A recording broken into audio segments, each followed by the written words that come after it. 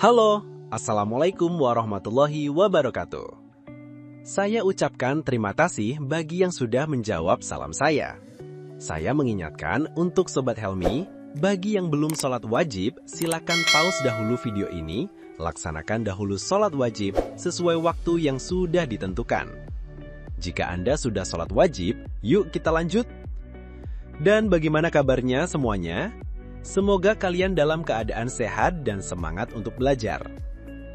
Pada kesempatan kali ini, kita akan mempelajari bab 2, usaha produksi jasa profesi, dengan fokus pada materi sistem produksi usaha jasa profesi. Sebelum masuk lebih jauh, mari kita pahami dulu. Apa itu usaha jasa profesi? Usaha jasa profesi adalah usaha yang menawarkan layanan berdasarkan keahlian khusus yang dimiliki seseorang. Misalnya, jasa guru les privat hingga jasa kesehatan. Dalam usaha jasa, yang dijual bukanlah produk berupa barang, tetapi keterampilan, pengetahuan, dan pelayanan yang bermanfaat bagi orang. Oke Sobat Helmi, sebelum kita masuk ke materi inti, mari kita pahami dulu kompetensi dasar yang akan kita pelajari pada pertemuan ini. Pada aspek pengetahuan, kalian diharapkan mampu memahami proses perencanaan usaha jasa profesi dan profesionalisme yang meliputi bagaimana menemukan ide dan peluang usaha, mengelola sumber daya, serta memahami pentingnya administrasi dan pemasaran. Sedangkan pada aspek keterampilan, kalian diharapkan dapat menyusun perencanaan usaha jasa profesi dan profesionalisme. Artinya, kalian tidak hanya memahami secara teori, tetapi juga mampu mempraktekkannya, mulai dari mencari ide, menganalisis peluang, memanfaatkan sumber daya, hingga menyusun strategi administrasi dan pemasaran yang tepat. Dengan kata lain, kita tidak hanya belajar konsep, sebuah perencanaan usaha jasa profesi yang nyata dan aplikatif dalam kehidupan sehari-hari. Baik, mari kita masuk ke pembahasan mengenai sistem produksi jasa servis elektronik. Perlu kita pahami bahwa usaha jasa adalah usaha yang menjual pelayanan kepada konsumen yang memang membutuhkan bantuan atau keahlian tertentu. Nah, berbeda dengan usaha barang. Kalau kita membeli sebuah barang, biasanya kita mendapatkan hak kepemilikan atas barang tersebut. Misalnya membeli handphone, maka handphone itu menjadi milik kita sepenuhnya. Sedangkan pada usaha jasa, yang ditawarkan adalah produk yang abstrak atau tidak berwujud. Misalnya keahlian memperbaiki televisi, kulkas, atau mesin cuci. Dalam hal ini, hak kepemilikan tetap berada pada konsumen, sedangkan penyedia jasa hanya memberikan pelayanan atau keterampilan untuk memperbaiki atau meningkatkan fungsi barang yang pada usaha jasa servis elektronik, konsumen tetap memiliki barangnya, sedangkan penyedia jasa menawarkan keahliannya sebagai nilai utama. Selanjutnya, untuk produksi pada usaha jasa elektronik, salah satu layanan yang bisa diberikan adalah membersihkan komputer. Proses pembersihan ini sangat penting agar komputer tetap awet, terhindar dari kerusakan, dan performanya lebih stabil. Mari kita bahas satu persatu prosedurnya. Pertama, prosedur membersihkan monitor. Monitor adalah bagian yang sering kita lihat. Debu yang menempel dapat mengganggu pandangan. Membersihkan monitor dilakukan dengan kain microfiber atau kain halus yang tidak meninggalkan goresan. Jangan menggunakan cairan pembersih sembarangan. Gunakan cairan khusus monitor atau air bersih yang dibasahi sedikit pada kain. Ingat, jangan semprot langsung ke layar.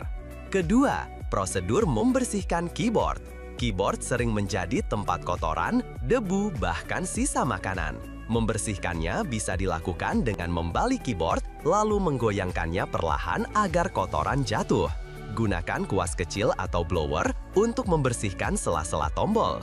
Untuk hasil maksimal, bisa menggunakan cotton bud yang dibasahi alkohol agar bakteri juga hilang. Ketiga, prosedur membersihkan CPU. Bagian CPU atau casing komputer sering menampung debu pada kipas dan sirkulasi udara. Caranya, buka casing dengan hati-hati, lalu gunakan kuas lembut atau blower untuk menghilangkan debu pada kipas, motherboard, dan power supply. Jangan gunakan lap basah, karena berbahaya bagi komponen elektronik. Pembersihan rutin pada CPU bisa mencegah komputer cepat panas. Keempat, prosedur merakit kembali perangkat.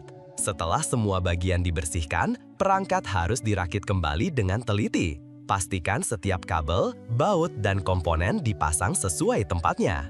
Kesalahan pemasangan bisa menyebabkan komputer tidak berfungsi. Oleh karena itu, keterampilan teknis dan ketelitian sangat dibutuhkan. Kelima, prosedur pengujian perangkat. Tahap terakhir adalah menguji apakah komputer masih berfungsi dengan baik setelah dibersihkan. Nyalakan perangkat, periksa monitor, keyboard, dan sistem operasi berjalan normal. Jika semuanya berfungsi, maka proses servis selesai dan komputer siap digunakan kembali.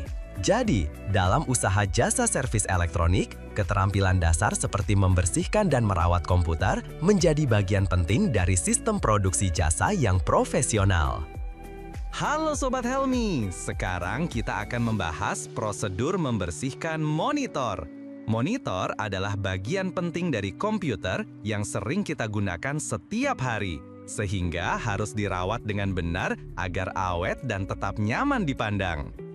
Langkah pertama, matikan monitor. Hal ini penting dilakukan untuk mengurangi resiko tersengat listrik sekaligus membuat debu lebih mudah terlihat saat dibersihkan. Langkah kedua, lap debu dengan kain kering. Gunakan kain bebas serat dan non-abrasif agar tidak menggores layar. Bersihkan dengan gerakan lembut, perlahan, dan melingkar. Langkah ketiga, semprotkan larutan pembersih ke kain, bukan langsung ke monitor. Kenapa begitu? Karena jika cairan langsung disemprot ke layar, tetesan bisa merembes ke dalam panel dan menyebabkan kerusakan permanen. Langkah keempat, bersihkan kotoran dengan gerakan lingkaran kecil. Lakukan dengan hati-hati dan hindari memberikan tekanan berlebih pada layar. Monitor sangat sensitif, jadi harus diperlakukan dengan lembut.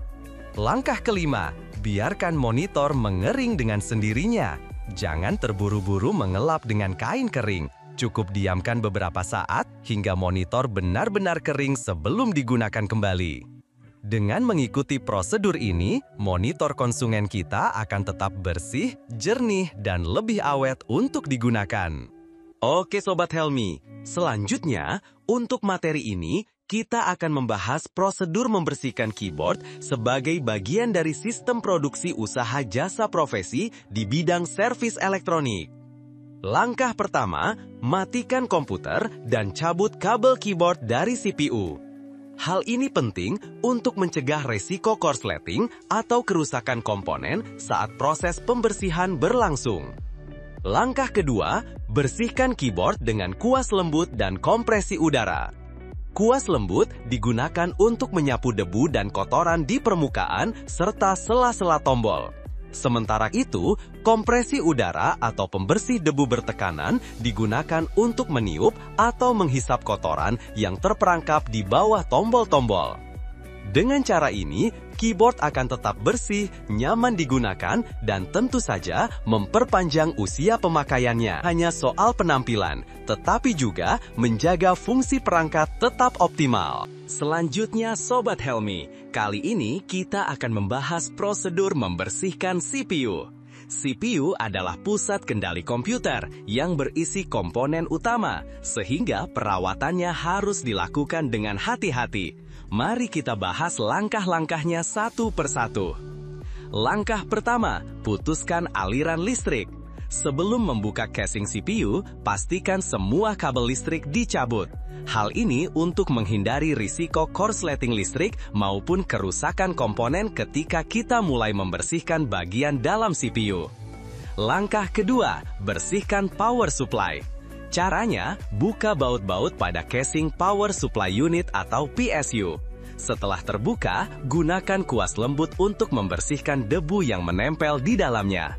Lalu, semprotkan udara bertekanan atau pembersih debu untuk membersihkan sela-sela kipas. Power supply ke seluruh komponen, sehingga kebersihannya akan menjaga kinerja komputer tetap stabil. Langkah ketiga, bersihkan perangkat di dalam CPU. Mulailah dengan motherboard.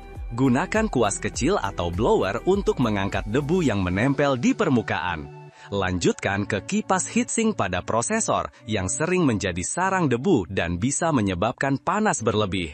Bersihkan juga RAM dengan hati-hati. Cukup lepaskan lalu usap bagian pin dengan kain kering agar tetap bersih dan bebas karat. Terakhir, lap bagian dalam casing CPU dengan kain kering untuk menghilangkan debu yang menumpuk. Dengan melakukan prosedur ini secara rutin, CPU akan lebih awet, komponen tetap dingin, dan performa komputer bisa optimal. Ingat, kebersihan perangkat elektronik adalah bagian penting dari sistem produksi. Selanjutnya, setelah kita selesai membersihkan CPU, langkah berikutnya adalah merakit kembali perangkat. Proses ini harus dilakukan dengan teliti agar komputer bisa berfungsi normal kembali. Mari kita bahas langkah-langkahnya. Langkah pertama, pasang kembali motherboard, RAM, dan kipas heatsink prosesor jika sebelumnya dilepas. Motherboard adalah pusat semua komponen, jadi pastikan posisinya sudah terpasang dengan benar pada dudukan casing. Setelah itu, masukkan RAM ke slot dengan hati-hati hingga terdengar bunyi klik sebagai tanda sudah terkunci sempurna. Untuk kipas heatsink prosesor, pastikan dipasang rapat dan kencang agar mampu mendinginkan prosesor dengan optimal. Langkah kedua, pasang kabel-kabel listrik. Hubungkan kembali kabel daya CPU ke power supply, sambungkan perangkat input seperti keyboard dan mouse. Pastikan setiap kabel terhubung pada port yang sesuai dan terpasang dengan kuat. Kesalahan dalam pemasangan kabel bisa membuat perangkat tidak terbaca atau komputer tidak mau menyala. Dengan mengikuti prosedur ini secara cermat, perangkat komputer akan kembali siap digunakan. Inilah yang membedakan seorang penyedia jasa servis yang profesional, yaitu selalu mengutamakan ketelitian dan memastikan perangkat konsumen dalam. Oke Sobat Helmi, kita lanjutkan. Setelah komputer selesai dibersihkan dan dirakit kembali, langkah terakhir yang tidak boleh dilupakan adalah prosedur pengujian perangkat. Tahap ini penting untuk memastikan semua komponen terpasang dengan benar dan komputer bisa berfungsi normal. Mari kita bahas langkah-langkahnya. Langkah pertama, pasang kembali kabel-kabel di belakang CPU.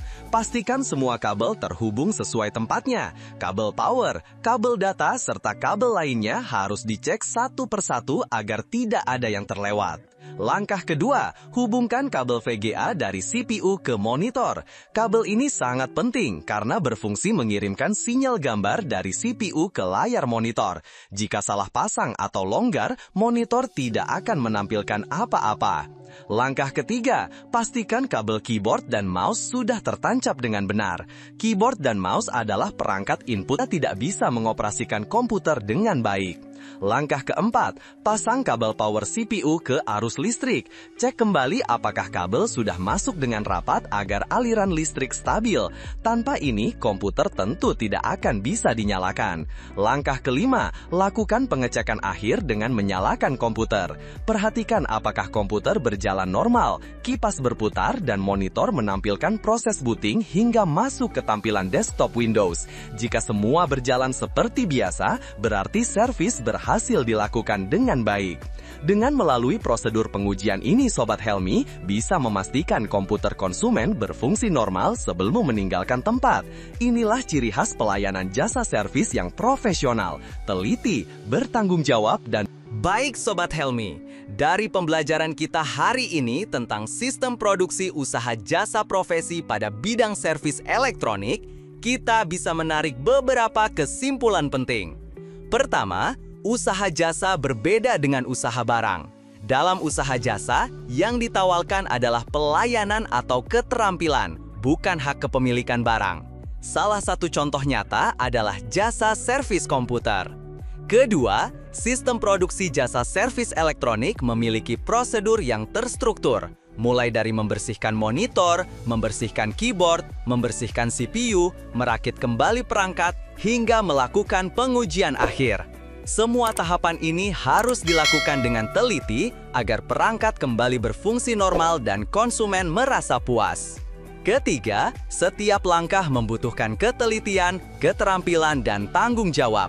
Misalnya, mematikan aliran listrik untuk keamanan, membersihkan dengan alat yang tepat agar komponen tidak rusak, merakit kembali dengan hati-hati, hingga menguji perangkat sebelum diserahkan ke pemiliknya. Kesimpulannya, seorang penyedia jasa yang profesional tidak hanya menguasai keterampilan teknis, tetapi juga menjunjung tinggi kualitas pelayanan dan kepuasan konsumen. Jadi sob, melalui pembelajaran ini, kita memahami bahwa sistem produksi jasa profesi di bidang servis elektronik adalah proses yang membutuhkan pengetahuan, keterampilan, dan sikap profesional untuk menghasilkan pelayanan terbaik. Demikianlah pembelajaran kita hari ini tentang sistem produksi usaha jasa profesi. Semoga materi yang sudah kita pelajari bermanfaat dan bisa memberikan inspirasi bagi Sobat Helmi untuk terus belajar dan berlatih menjadi pribadi yang kreatif serta profesional. Dan sebelum kita akhiri, izinkan saya menyampaikan sebuah kata mutiara. Ingatlah, kamu adalah manusia yang memiliki dua tangan yang berfungsi dengan baik. Maka, semakin usiamu bertambah, gunakanlah tanganmu dengan bijak. Satu tangan untuk membantu orang lain, dan satu tangan lagi untuk dirimu sendiri. Semoga kata-kata ini menjadi pengingat bagi kita semua, bahwa hidup akan lebih bermakna jika kita mampu memberi manfaat, tidak hanya untuk diri sendiri, tetapi juga untuk orang lain. Terima kasih Sobat Helmi sudah menyimak pembelajaran ini. Sampai jumpa di pertemuan. Waalaikumsalam warahmatullahi wabarakatuh.